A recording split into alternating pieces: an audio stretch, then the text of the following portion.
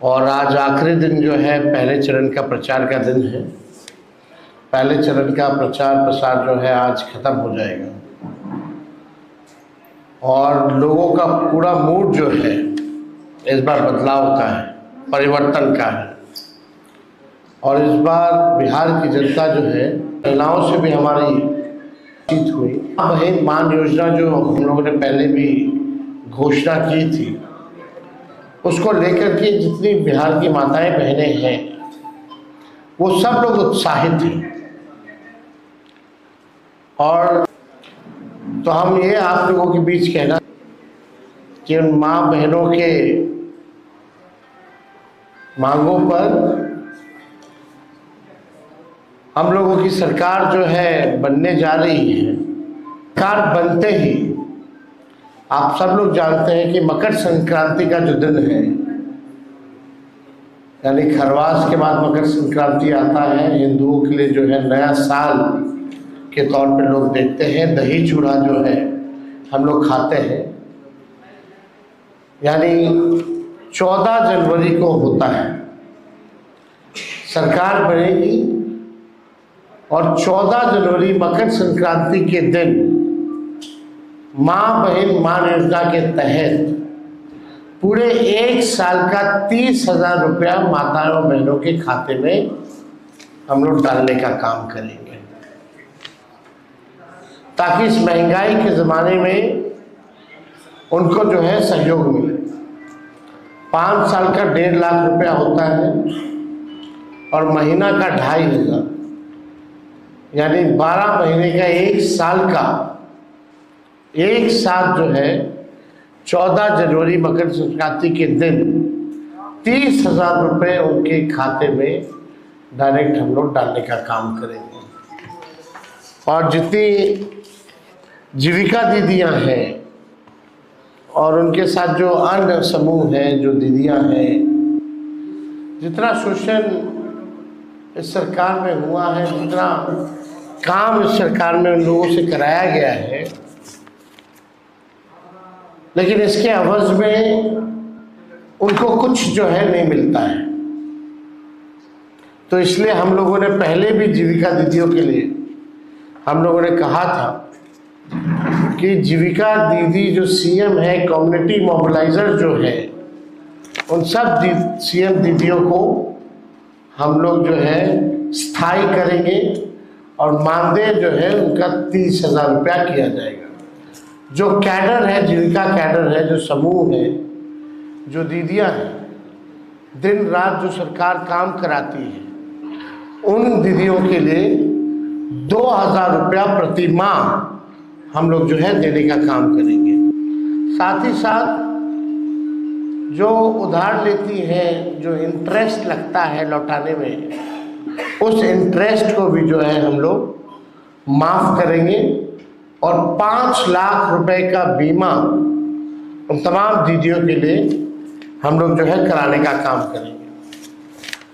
एक बहुत पुराना इश्यू है और सभी लोगों की मांग थी, कर्मचारियों की मांग थी, जिसको हमने बिहार विधानसभा में भी सरकार से कई बार हम लोगों ने मांग की। ओपीएस, ओल्ड पेंशन स्कीम, हमारी सरकार बनेगी तो ओल्ड पेंशन स्कीम जो है लागू किया जाएगा।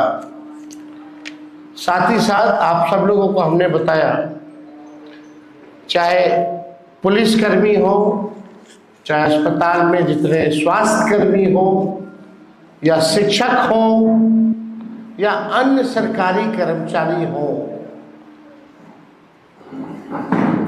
उनका जो होम डिस्ट्रिक्ट है 70 किलोमीटर के दायरे में ही ट्रांसफर पोस्टिंग जो है हम लोग करेंगे। और लोगों की भी मांग है, नर्स वगैरह, हम तो स्वास्थ्य मंत्री रहे हैं, इस पे भी हम लोग काम कर रहे थे। लोगों की मांग थी, नर्सेस की मांग थी कि चंपारण की रहने वाली है, आप उसको जम्मू ही ट्रांसफ़र कर दिए, वहाँ रहना पड़ता है, खर्चा जो है बढ़ता है। इसको देखते हुए उनको तकलीफ ना हो, इस वजह से 70 किलोमीटर के अंदर रेडियस में ही उनका जो है ट्रांसफर पोस्टिंग जो है कराया जाएगा। और एक बड़ी घोषणा हम लोगों ने, जिसका हम लोगों ने प्रण पत्र में भी दिया है, इसमें कुछ अन्य बातें जो है जो हम बताना चाहेंगे किसानों को लेकर के। जो धान का हो या गेहूं का हो, एमएसपी पे इन लोगों को आज भी सरकार में इन दो फसलों पे एमएसपी पे अभी भी नहीं मिलता है। दिया जाता है किसानों को, एमएसपी पे नहीं दिया जाता, उससे जो है कम ही जो है किसानों को मिल पाता है। बिचौलिया जो है उनको फायदा होता है। हम लोगों की सरकार आएगी तो किसानों को प्रोत्साहन के रूप में जो धान का एमएसपी के अतिरिक्त 300 रुपये प्रति क्विंटल के दर पर अतिरिक्त बोनस का जो है भुगतान किया जाएगा। यानी जो धान का जो न्यूनतम समर्थन मूल्य है उसके अतिरिक्त 300 रुपया जो है हम लोग देंगे। और जो गेहूं खरीद पर न्यूनतम समर्थन मूल्य के अतिरिक्त 400 रुपया प्रति क्विंटल जो है दर पर बोनस जो है उन किसानों को दिया जाएगा। यानी धान का अतिरिक्त 300 रुपया एमएसपी के अतिरिक्त और गेहूं का एमएसपी के अतिरिक्त 400 रुपया जो है प्रति क्विंटल हम लोग जो है करेंगे। साथ ही साथ राज्य में जो किसान हैं, सिंचाई जो करते हैं, इरिगेशन का आप जानते हैं जो काम जो होता है, बिजली लगता है, बिजली जो है महंगा है बिहार में। देश में सबसे महंगा बिजली है तो बिहार में। तो जो भी हमारे किसान जो सिंचाई के लिए बिजली जो इस्तेमाल करते हैं, सिंचाई के लिए उन किसानों को बिजली मुफ्त में हम लोग दिलवाने का काम करेंगे। तो ये बड़ी बात है और इससे किसानों को जो है भारी राहत जो है मिलेगा। यानी जो सिंचाई होगी वो उसका जो बिजली जो खर्चा जो होता है वो फ्री जो है हमारी सरकार बनने के बाद हम लोग करेंगे। अभी जो स्थिति है, राज्य सरकार जो है 55 पैसा प्रति यूनिट जो है लेती है, लेकिन इसको 0 कर दिया जाएगा। राज्य के सभी जितने पैक्स, सभी पैक्सों एवं व्यापार मंडल के अध्यक्षों को जनप्रतिनिधि का दर्जा हमारी सरकार आएगी तो देगी। जितने भी पैक्सों हैं या व्यापार मंडल के अध्यक्ष हैं, उन सबको जनप्रतिनिधि का दर्जा जो है दिया जाएगा।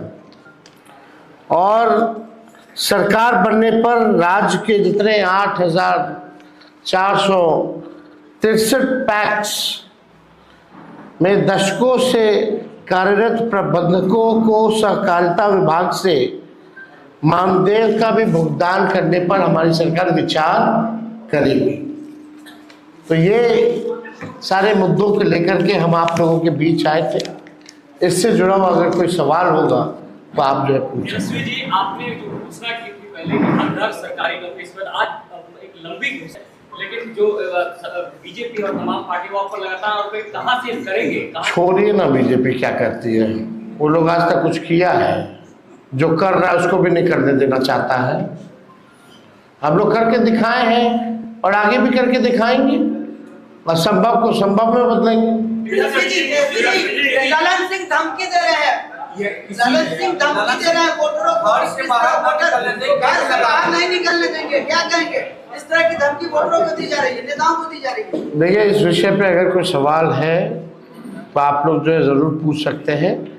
बाकी इन सब मामलों के लिए चुनाव आयोग क्या कर रहा है। तेजस्वी जी साहब क्यों दे रहे हैं? तेजस्वी जी ये विषय है ही नहीं, कोई फर्क नहीं है।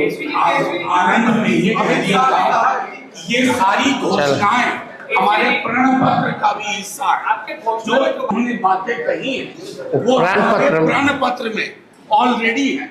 आपसे आग्रह होगा